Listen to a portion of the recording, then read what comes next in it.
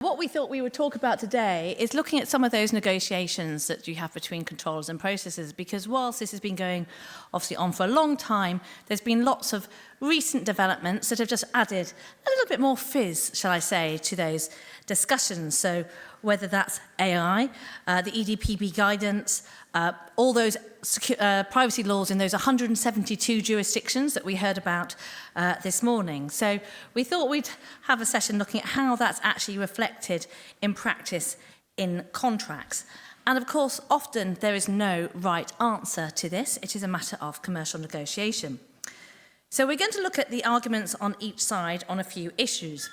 Now, it was pointed out to me that it was tennis season, and so we thought, you know, it's Wimbledon, hence game, set, and evenly matched. So we have, if we move to the, oh, there we go. So we are going to have a little tennis match here. Obviously, no actual balls or rackets allowed, and definitely no smashing of rackets allowed. So Evelien is going to represent the controllers, and Christel is going to represent the processors. I should say that they're quite keen to have this match, so they're not necessarily even going to, I think, necessarily say their own views. They just want to have a bit of a battle, but they definitely won't necessarily be reflecting what their organisations think. But yeah, they're up for a little bit of a battle. Now, I'm going to be the umpire, but we decided I couldn't have an umpire's chair. That was too dangerous. Now, I was going to say that you guys are the Lions people, but Wimbledon's got rid of them, so you are now instead going to be the artificial AI that is deciding if the ball is in or out. So you've got the Slido QR code up there, so if I could ask you to scan that, because what we're going to do is after the end of each little bout, you're going to vote who won the point, okay? And they're playing for this very, very cheap and tacky trophy that I got from Amazon, okay? So there's actual things for them to win here. So you know, your votes really matter. Although I have to say, having heard that the Wimbledon system went a bit awry this week, I'm hoping you guys are more reliable, so we shall see. So the concept is we've got a long-term contract, so long-term relationship going to be set up here.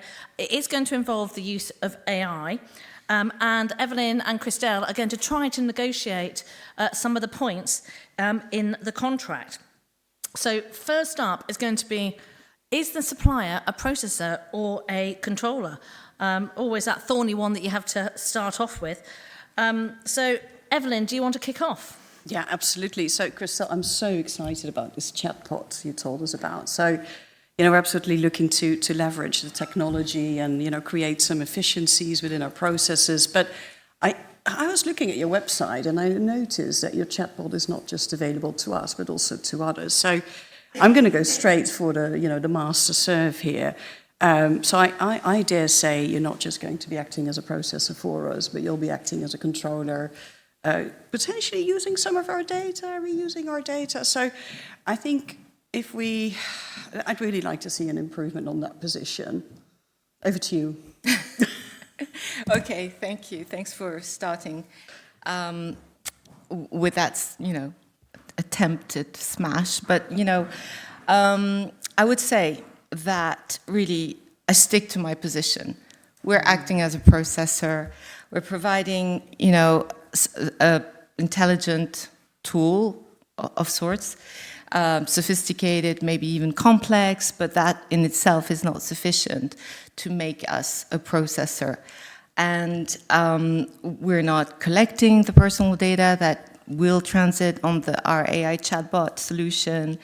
We're just, merely processing that content. So I'm not going to agree with that position, but I like to also take it in reverse sometimes. It's almost like, be careful what you wish for. Do you really want us to be the controller of the personal data that transits on your chatbot? What is it?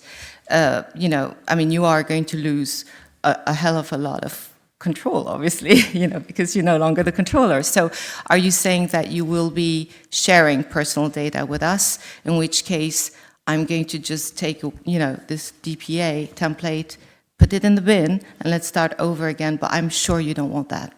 No, absolutely. No, I to be honest, I'm looking more for a hybrid position. So I think the reality is that we're looking at a customer services chatbot here. So our customers, we've got our branding on the tooling, and They will absolutely come through the door, through our door. But, I mean, the reality is that the chatbot will have some independence, it will train on our data. And I think for those elements where you are using our customer data for your purposes and to improve the bot, I think you need to be responsible for that. What I can offer, I'm happy to signpost your privacy notice, and give that transparency to our customers. I hope you offer some kind of opt-out. I don't know if that's possible, but if you do, then I'm happy to explain that to our customers as well. But I think, the reality is that our customers' data would not be used only for our purposes and, on our instructions. I think the type of tooling that we're talking about here has a degree of autonomy. And, the opt-out, you can have a think. I'm happy to move on that point.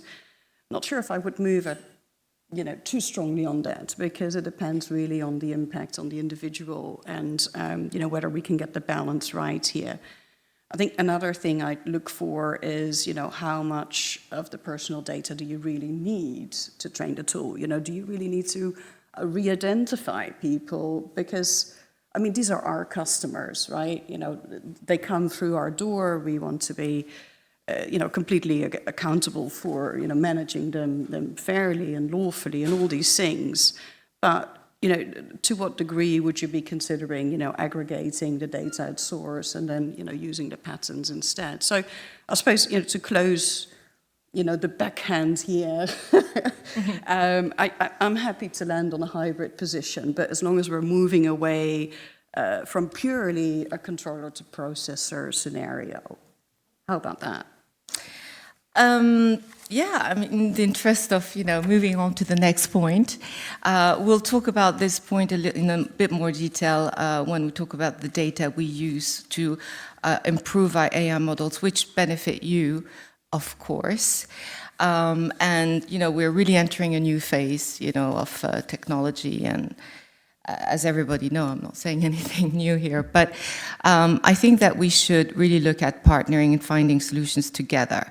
I mean, asking us to do opt-out when in practice is, if you put yourself in our shoes, that that's going to be super hard to do. So what I would say is that why don't we work together to make it, the most privacy conscious and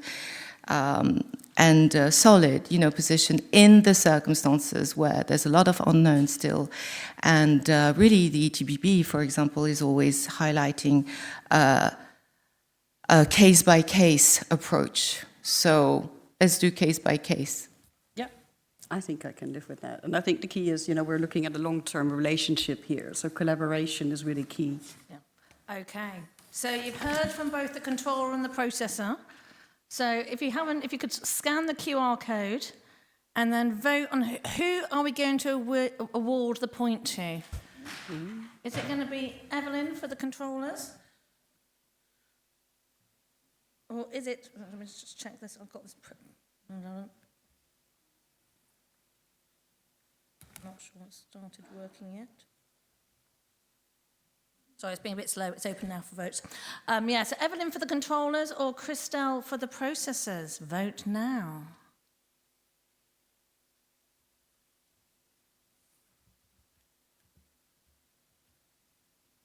I did very kindly give you a draw option. So, so I can see lots of you are just hedging your bets and just, not going for it. Okay, well, we'll end it there, and Evelien has just inched it with 41% versus a draw at 38. So first point goes to, 15-0 to Evelien.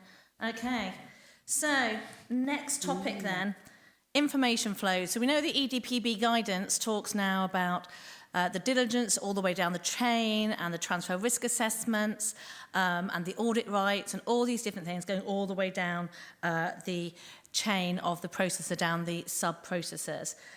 So, Christel, do you want to kick us off with your position? Actually, kick off is the wrong part. I've got the wrong sport now. I know. Serve off. Okay. Well, okay, so the question here is around information and verification. I note that you, had initially asked for quite a lot of things, a lot of documentation. I think it went from sub-processor DPAs to TIAs to be diligent, right? Yeah, I think it was not diligence really anymore, but it was a full audit even before starting. So I'd like to say that the general rule is not a blanket disclosure of every single detail regarding how we build privacy and into this arrangement or upcoming arrangement. It really is still about a risk-based approach to transparency. Yes, the controller, I understand, are held ultimately responsible for, what we do and our sub-processes, and I want to help you, make sure that you demonstrate compliance. But it has to be proportionate, has to be based on risk, and I consider that we are in a low-risk scenario, as we will be in maybe the vast majority of cases when we, engage. Of course, if there's an instance where there's special categories of data or sensitive data, we're more than happy to go, beyond that baseline. But to preserve the confidentiality also of our vendor ecosystem, and to make it just simply feasible, sustainable. I think I heard that your sales teams want to have this deal closed by Monday, and we're Friday evening, right? Or by Tuesday morning. Or was it last Monday? Yeah, it was Wednesday. Right. So very, very, we don't want to be a blocking point. We want to make sure that, that business runs. And that's why I'm offering to provide you our interpretation of, what due diligence means. And I think you'll agree with me. It's about giving you assurances on our compliance, but also summaries, of the risks, and share, of course, our security exhibit, which showcases how we've implemented safeguards. Obviously, you have a privacy policy, or notice rather, on our website where you see, our sub-processes and so forth. Yeah. You've read it, okay? Yeah. And you can also read the policies of our sub-processes, because, most of them is a take or leave it, take it or leave it approach. So our cloud hosting providers, as you know, I think we share the same ones, and other suppliers. So I think that, you probably will be able to do that due diligence yourselves, in fact, and follow up with any question. Yeah. No, I think you make a fair point, Christel. Look, let me first say, don't ask, don't get, right? If I ask for very little, then I may never get a good picture. So there was a little bit of strategy here, asking for a lot to see and get a feel for, the state of maturity regarding compliance. So you've passed on this point. But apart from not wanting to get all the documents, I would like to, if possible, at least have a dip test, to see, what type of red flags you came across as you were doing your transfer impact assessments and DPIAs and some of the key suppliers, and how you were able to mitigate those. So I can go back and, do my own assessment and jot down, we've seen this, or the processor has seen this, and this is how we tackle it, and we can indeed tackle it in the same way on our side. And as you say, I mean, the key point here is, from a customer perspective, we will be seen as the shop window. So, you're very much, a central part in our infrastructure, but people will come to us. So we need to be really able to demonstrate to our customers, to the regulators, that, we've done our homework, and asking a lot of questions at the outset, to be honest, helps us with that, yeah. And I think, like I said, we got the responses that we were hoping to get. I am going to ask something else, but I'll hold for a moment. But I think that's one ball passed back. Okay, so we agree. Good. Yeah. So I was wondering, so apart from the assessments on the sub-processors, the lists, we had a look, we recognize a lot of them, and I think the key point for us is that we don't want you to just plug in any sub-processor that doesn't meet that level of maturity that we're looking for. But yeah, I think there's some other things as well that I was hoping you could help us with, because we don't have the familiarity that you have regarding the coding of the AI tooling, the chatbot. So would you be able to give some training to maybe our frontline staff that sit in the sidelines? I mean, what can you offer to let's say, not just pass that first compliance mark, but also the continued compliance as the tooling evolves, as the laws evolve, as regulatory expectations evolve. Is that something you could offer beyond the initial products? Yes, no, absolutely, and I really, really like this approach because, I think that while maybe it seems like the easy route to try indeed, like a tennis match, win a game with a processor. We're your partners. We're here to make you look good. You are here to, you are our business, and to a certain extent our livelihood. So we have really mutual and common interest, and that's why collaboration, I think, is much more interesting than actually shifting liabilities. In fact, the other day I had another client who, and I'm sharing this because we're getting along so well, because who was saying, I just want you to align everything that you do on privacy with our internal BCRs. Literally. So first of all, it was 100 pages long, and it's neither here nor there. And it's really, precisely completely avoiding this partnership, this collaboration, this shared accountability, which is really the message, I think, from regulators. But anyway, in practice, that's how we're both gonna win. So more than happy to organize, as part of your AI literacy program, some training, how to use, how our AI chatbot is trained, first of all. And that's with, EVA Act and how it's going to be implemented very soon, or now, in fact, but also just in practice, how to use it, making sure, maybe testing it if you want, and again, that might be something that you also want to discuss with your business teams who are absolutely, impressed with this tool and want to get it up and running ASAP, but we're more than happy to have a pilot phase. To make sure that you're comfortable, and we're in it for the long term. So yeah, and look, I keep thinking about our customers, right? We run a business that's built on our customer trust. So I think having that central customer lens is key. And I think with that comes the business continuity. We want to have this wonderful chatbot that's going to be super helpful and quick, and people don't need to wait on the telephone, to be connected through to the right desk. We just want something that really hits the ground running, and provides that seamless, good experience, out of hours, holidays, you name it. So, but I think as part of the training, one thing that I was hoping to achieve is also a clarity on what to do when things go wrong, because the bot is new, we're constantly adding new questions, we are testing already, aren't we? So I think it's really important for people inside our organization to know who to reach out to in your team if they see something going wrong with the bot, because this is a possibility that we need to be open to.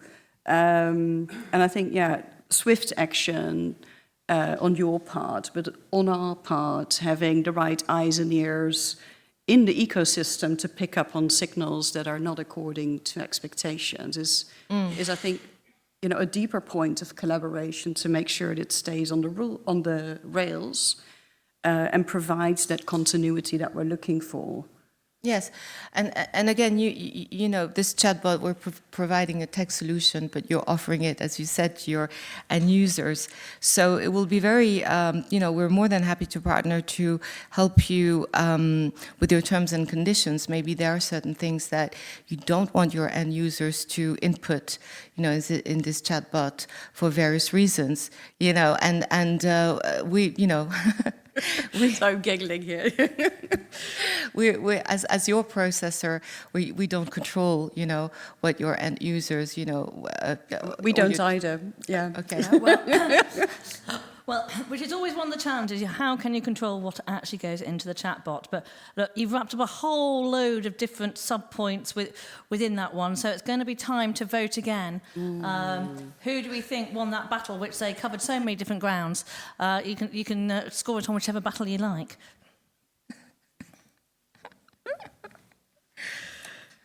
Oh, now it's going quite differently this way. Interestingly, now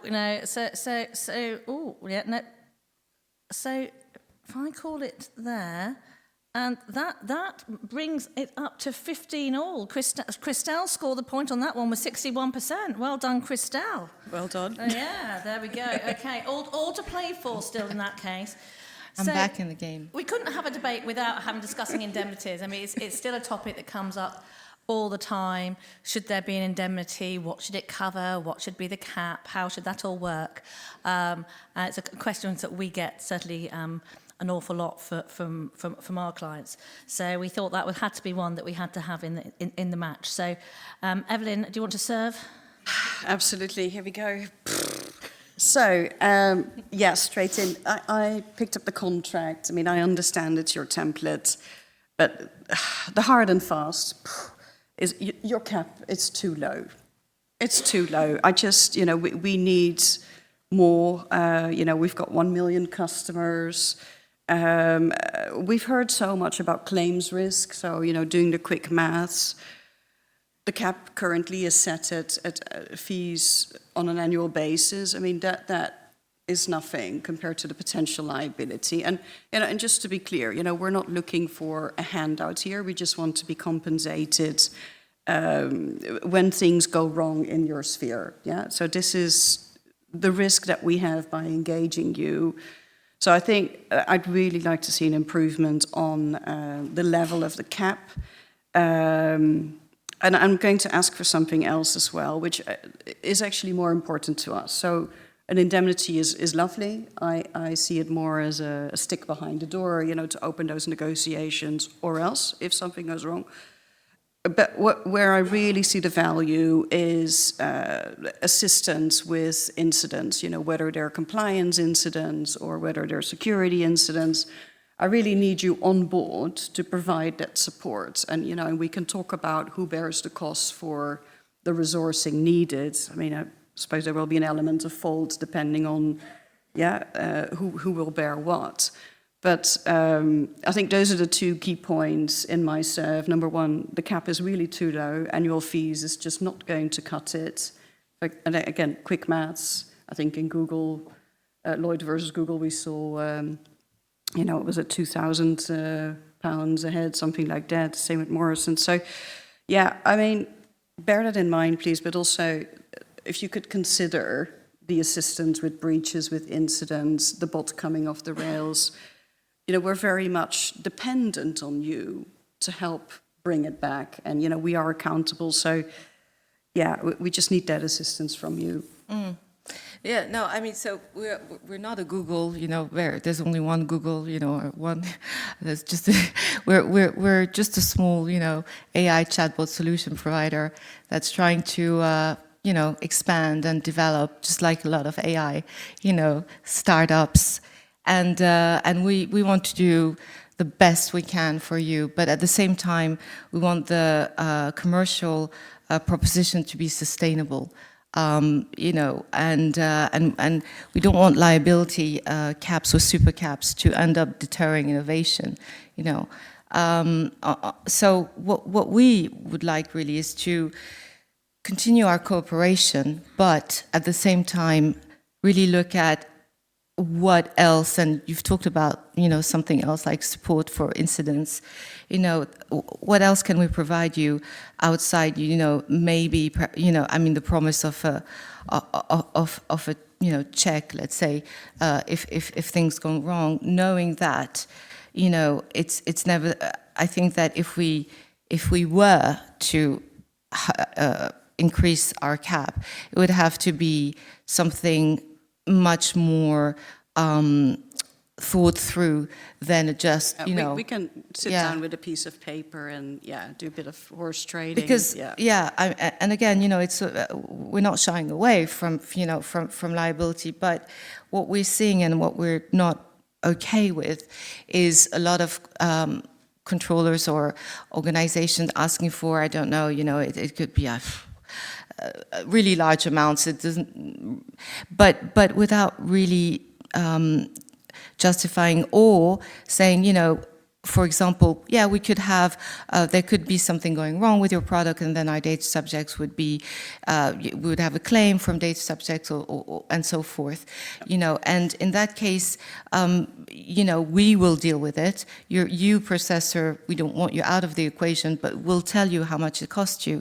So that's something that we can't agree to, and that's not what the GDPR or even guidelines say. In fact, in some ways, we'd prefer even to deal with some of those data subjects directly, because it is just so imbalanced, when that argument comes out. And then in terms of potential fines, etc. Again, I think that it's very difficult to give you an indemnity for fines when it's so larger and bigger than just, an incident equals a fine.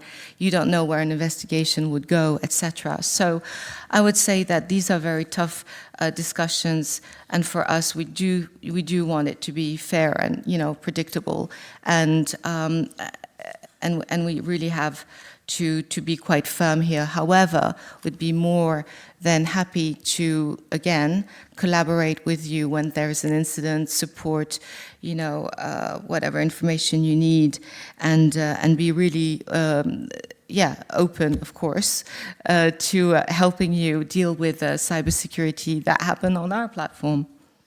Yeah, and I think that's really where the real value will sit. And, as you say, if you're a small provider, I can push you for a high amount and maybe someone in sales will sign it off. But if you can't pay, then, it's completely of no value to me. And what I'm looking for is the support to keep our customers safe, and their data processed in a lawful and transparent way. I mean, I am going to draw a red line, though, on dealing with our customers directly. Again, coming to the point of customer trust. Customers come through our door because they need our products and they trust our brand and the way we process their data. So I can't get comfortable with you dealing with them, especially if you are in the processor relationship regarding the bits that you would do for your own account, all yours, all yours. But I think when something goes wrong, I really want to have that right of first refusal to assess whether it is something that sits with our accountability, and I think most likely the answer will be yes in this scenario, because you're acting on our behalf, apart from some small bits around the edges. But I think it's really important for us to be able to establish our position and, who do we need to notify and where and when, instead of handing over that baton. So I hope you can agree to that.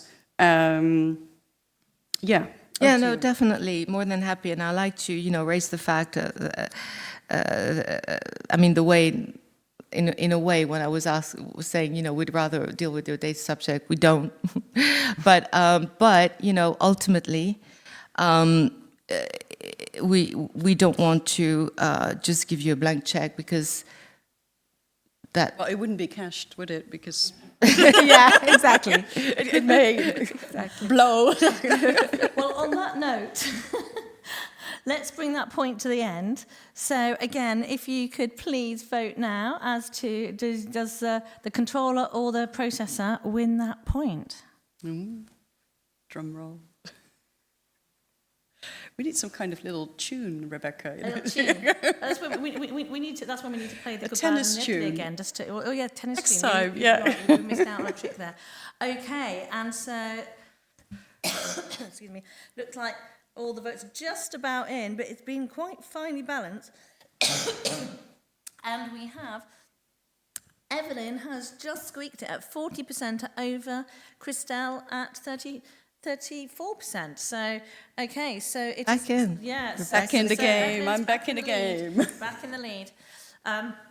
Okay, so you touched earlier on about data use and the question about can the supplier be using your data for their own purposes, and it's certainly one that we see a lot of heated debates around now, because people want to have the benefit of the AI, they want to be able to use the AI, but don't really want their data bit to be part of the training process for it. But can you have one without the other? It's not a straightforward thing. Obviously, it'd be lovely for it to be trained on everybody else's data and not yours, but how is that going to actually play out? And of course, if everyone takes that line, do we actually get the benefits and the data set that people need to train the AI?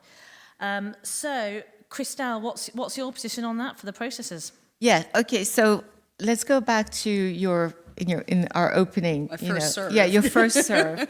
So you're talking about the use of your data to train our model, improve them. So I think that this is indeed coming up more and more. And we're seeing that with other clients as well. And it's really an important point, and I think it's something that is really new-ish, it's still new for a lot of us.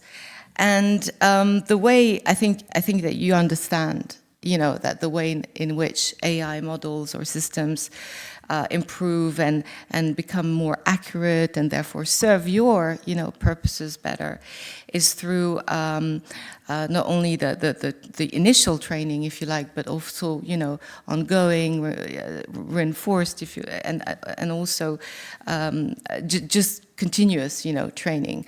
So with the data that is transiting or sort of fed, into the model and system. So I understand that using your data to improve and train or retrain our AI model for your benefits, you have no problem with that. But what you want to discuss is that the use that we would do for all of our clients. Am I right? Yeah, pretty much. I mean, so again, we've got 1 million customers, so loads of people phoning, and yeah, I mean, okay. Since you're a new player, there will be a considerable amount of our data or our customers' data coming your way. So, but again, we're looking at a long-term partnership here. I think our key approach here is that we're looking for a product that will be fit for purpose. And, we need to test and learn. So again, we've already spoken about, doing a pilot. So maybe we can start with, a small use case with smaller customer numbers, maybe, I don't know, looking at a particular pool, to just test and see and, check whether the bot is suddenly giving away freebies regarding our products or is becoming particularly rude on being prompted, because we really can't have that, right? That's just, a brute force attack giving out millions of freebies, we're out of business. So, yeah. So I think, we just want to make sure it's fit for purpose. So let's work together. So I'm comfortable with you using the data for that purpose, but I have another step in mind. Yeah, so first of all, I'm happy to see that, using your data for the purpose of your instance of of our AI chatbot, using it to, improve our model for your purposes is not an issue. So that's fine. We do need to use the data of our clients to improve our models and systems. And we understand that the EDPB or the regulators, for example, don't consider that unlawful as such. We'd be relying on legitimate interest. We would be, documenting an LIA or legitimate interest assessment. We're looking at leveraging privacy enhancing technologies, such as, there's a suite of them, but we can go into that discussion, but pseudonymization, minimization, access controls, really everything, the full Monty of security measures, really. Yeah. And But, you know, this is something that we want to tell you that our intention is not to use personal data as such. It's to use the data, the prompts and the responses, and just continuously, you know, improve that. So we want to assure you of that and reassure you of that, about that. But we really do want to use that data to train our models. I'm going to call time there on that impassioned plea from Christel that she really wants to use. I really want it. really wants to use the data. So, if you could all vote again, please.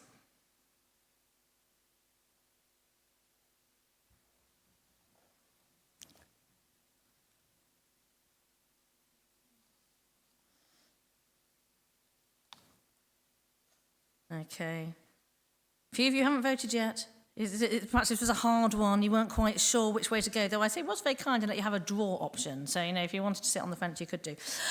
Right, well, we'll call it there. And just by a smidgen, Evelien has won the point. Ooh. So that means Evelien is the winner, controller is the winner, and she gets the trophy. Goodness. There we go. Thank you. But I say, obviously, in an ideal world, you don't end up with a winner and a loser. You know, you want to get somewhere, you know, with your suppliers where it's actually going to work for the long term. It is, it is a partnership, and if ultimately you've negotiated a contract that is just too heavily in favour of one side, query what is actually going to happen in practice. But we thought this was an entertaining way of demonstrating some of the points for discussion that we see coming up.